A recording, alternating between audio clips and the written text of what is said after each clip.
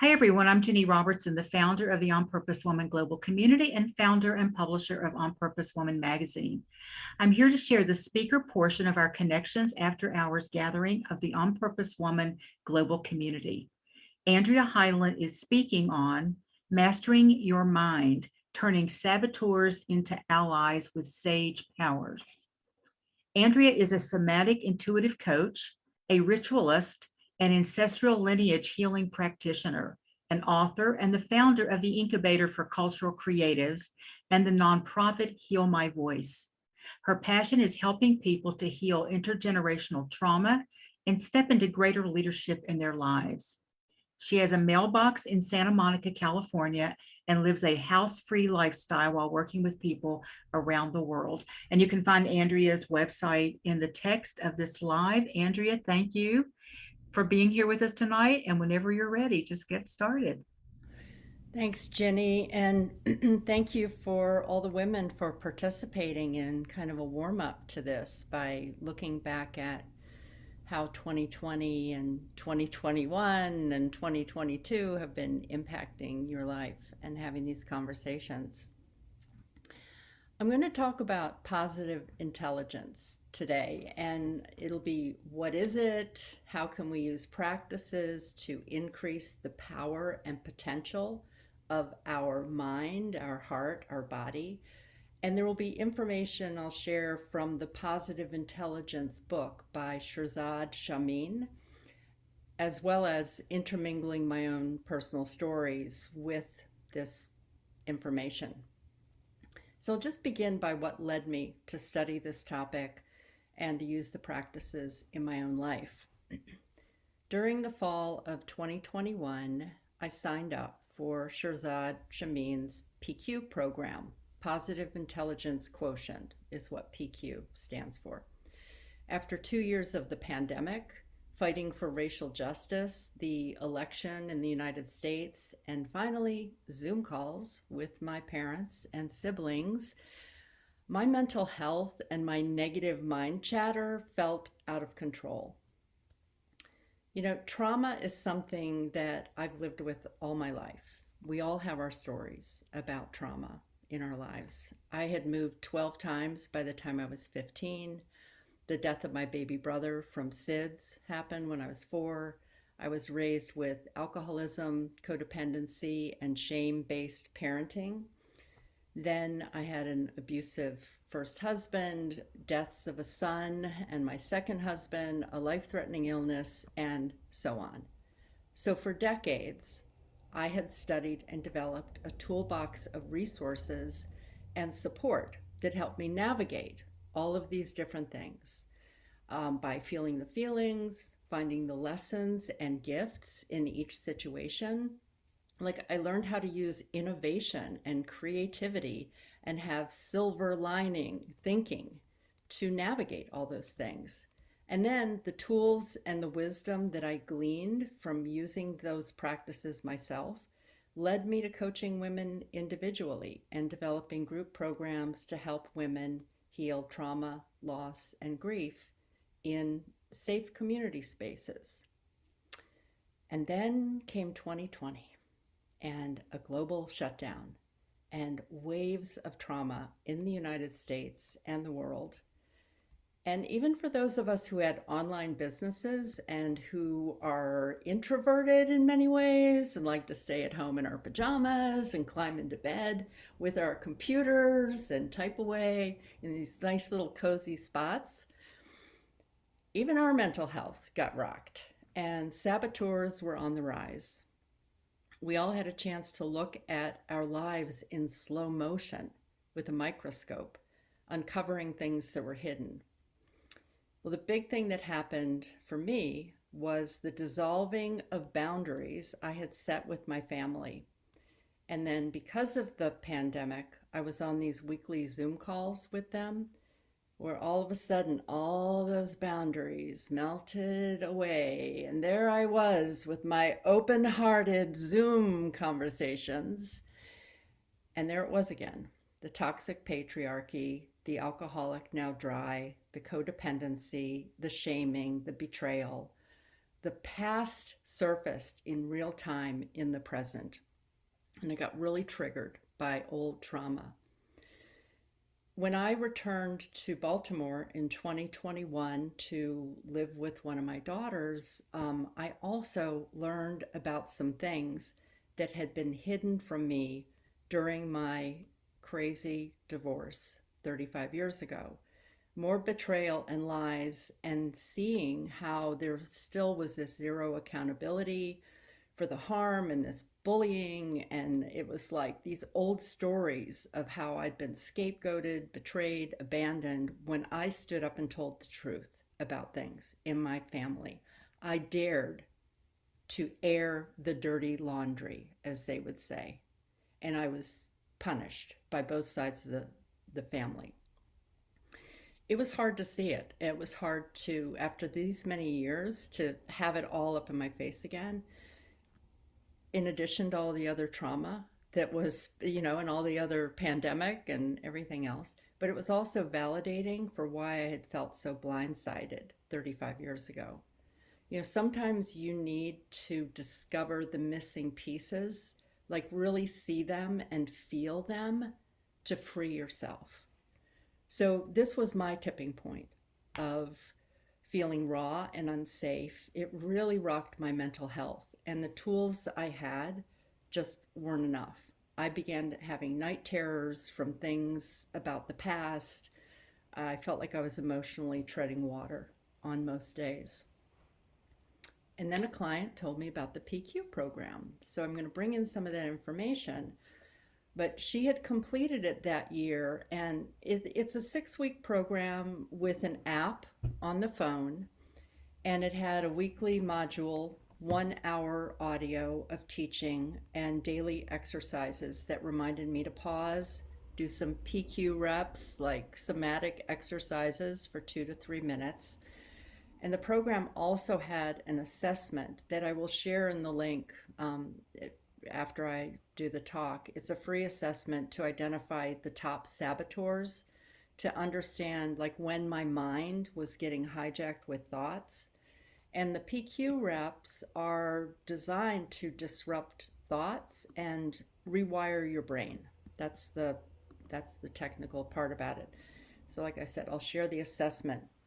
But in his book, Positive Intelligence, Shirzad Chamine describes it as an indication of how well your mind acts in your best interest. Like your mind can be your best friend or your worst enemy. So high positive intelligence means your mind is acting as your friend far more than as your enemy. Low positive intelligence is the reverse.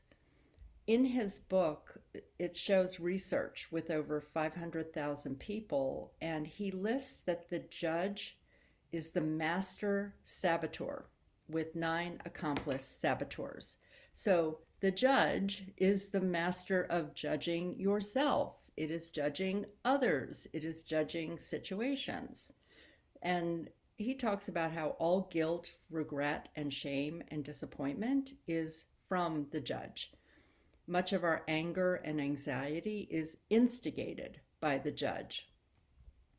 I'll just briefly mention these saboteurs. You don't have to memorize any of this, but just to get an idea of the names of the 9 saboteurs, the accomplice ones: the avoider, the controller, the hyperachiever, the hyper-rational, the hyper-vigilant, the pleaser, the restless, the stickler, and the victim.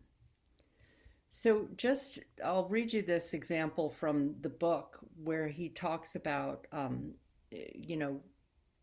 like positive intelligence. When your mind is telling you that you should do your very best to prepare for tomorrow's important meeting, it is acting as your friend. Like getting ready for this, my mind was telling me, go through, you can do, it's like the cheerleader who's there, like, okay, you can do this, prepare for it and all. But when it wakes you up at 3 a.m., anxious about the meeting and racing in a loop for the 100th time about the many consequences of failing, it is acting as your enemy.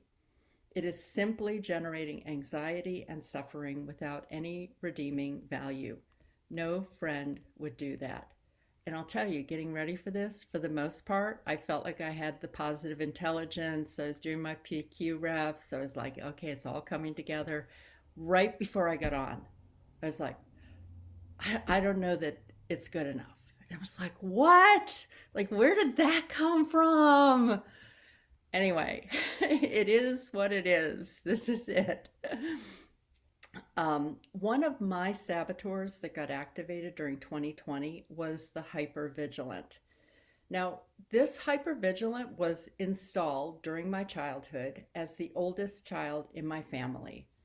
There wasn't regular physical violence in my household growing up, but my father was a functional alcoholic with a job, and my mother suffered from anxiety and depression. And so I was always on the lookout for the mood of the household and when to step in to try to shift the mood or control it in some way.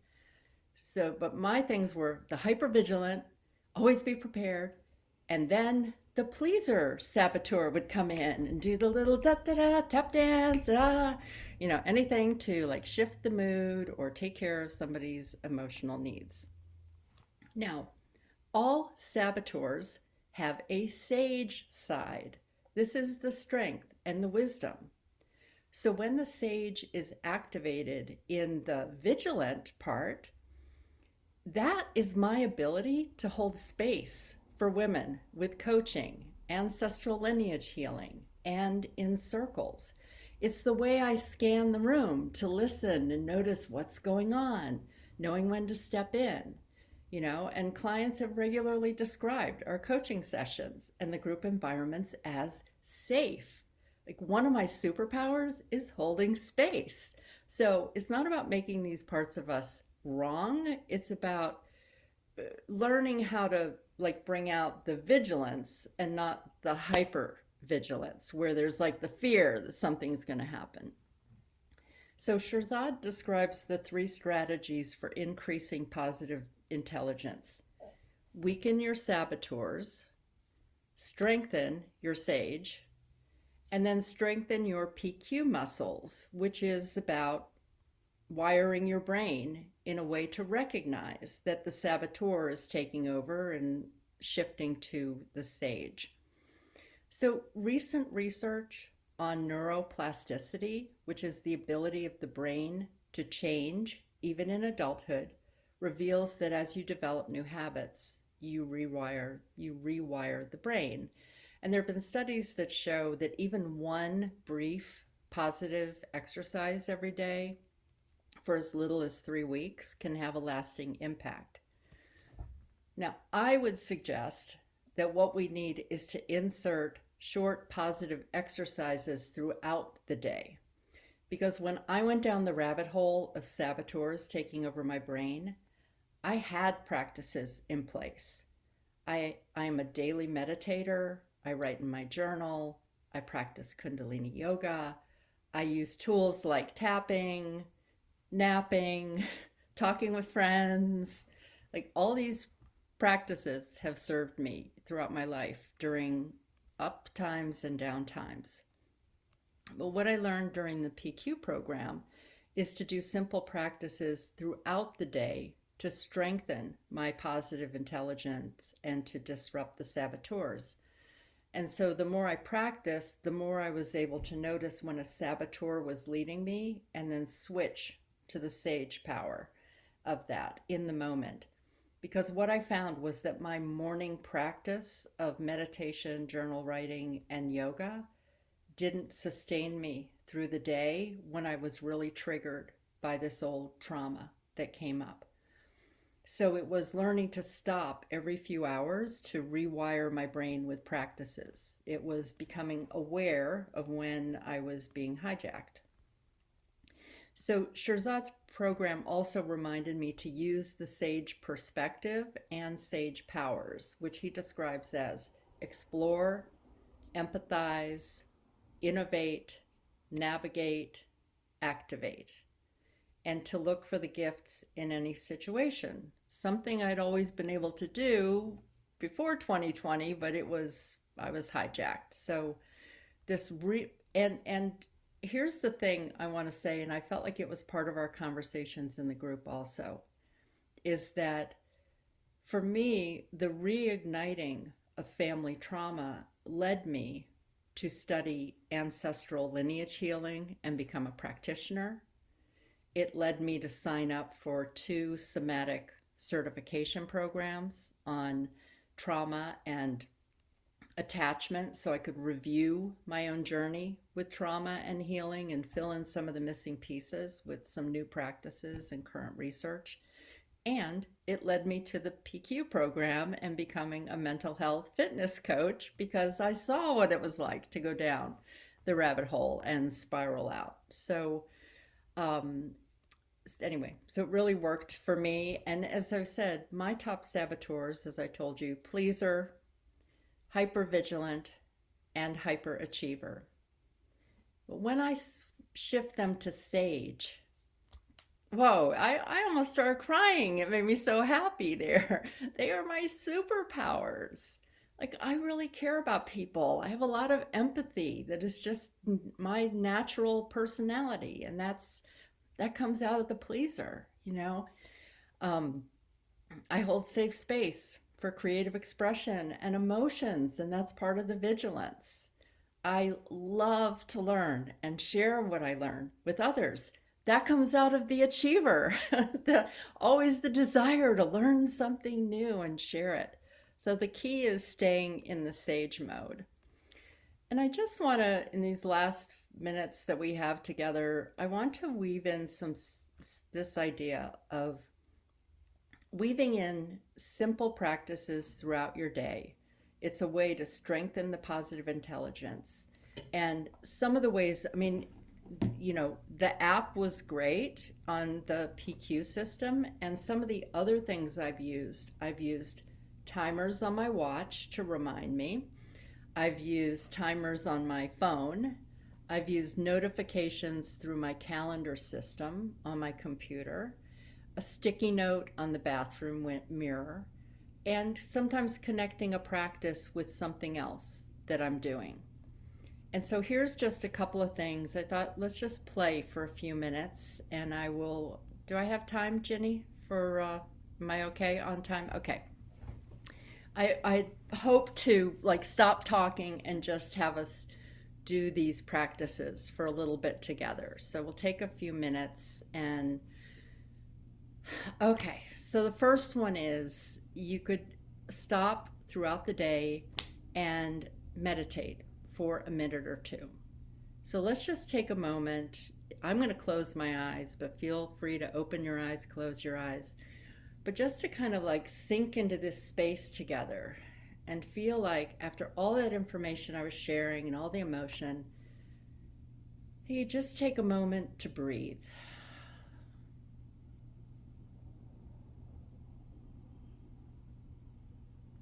And just take a moment to let go of anything that is bubbling in your brain and just let it drop.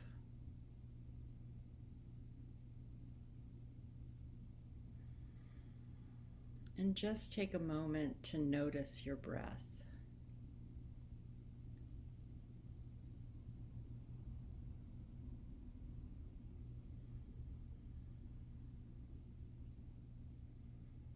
And then a couple of other things that you could do, and you can open your eyes or close your eyes for this, that you could start to rub your thumb and your forefinger together.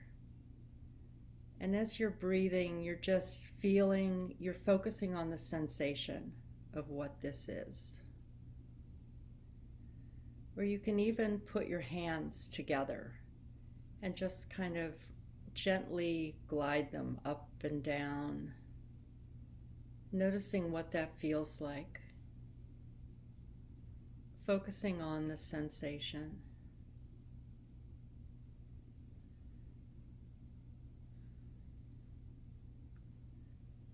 And then you could do something with sound. You could just take a moment and focus on what is the closest sound that you can hear right now.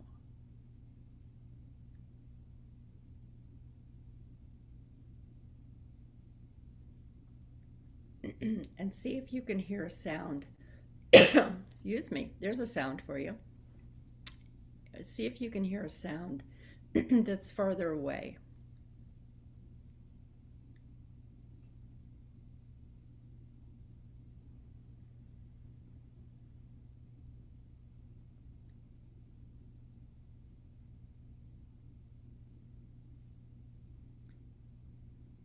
And something you can do with your visual sensations is you could look around the room that you're in and just notice something and look at the color, look at the shape, look at the texture. Just look at it with more concentration, more focus than you might have.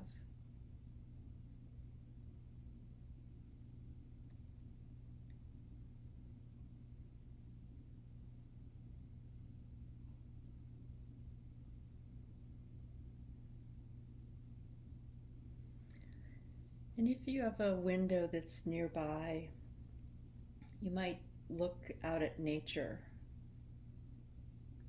And if you see a tree, look at the tree as if you're making eye contact with it, where you see the tree and the tree sees you. That you just hold that sensation in your body, that you're not just passing by, oh, there's the tree, but you're really looking at the tree.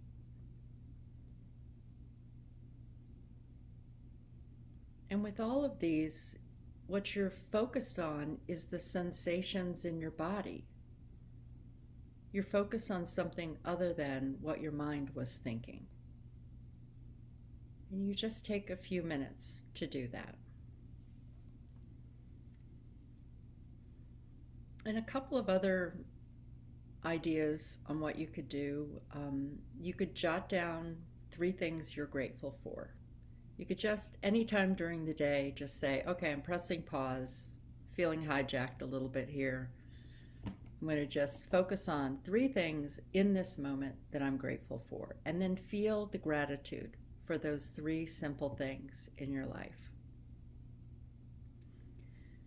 You could write a positive message to someone in your social support network, an email, a text, just to take a moment during the day. I had someone today who shared the link to my Incubator program on her page, and she wrote about how much she loves and appreciates it. And I thought, oh wow, so while she was writing that, she was feeling that love and appreciation for herself, in her own body. And then she tagged me, and then I got to read it. And so that's like a double way of like rewiring your brain, in your social support network. I also, something today, I was watching Taylor Swift's Reputation concert tour on Netflix, and I just turned it on for 5 minutes to get up and dance. And it was just a break, with what my mind was doing. Just get up and dance. It can just be a few minutes. So any kind of exercise like that. So one final point I wanted to make is that the mind engages with the judge and the accomplice saboteurs. And if you think about it, there's something that you were feeling.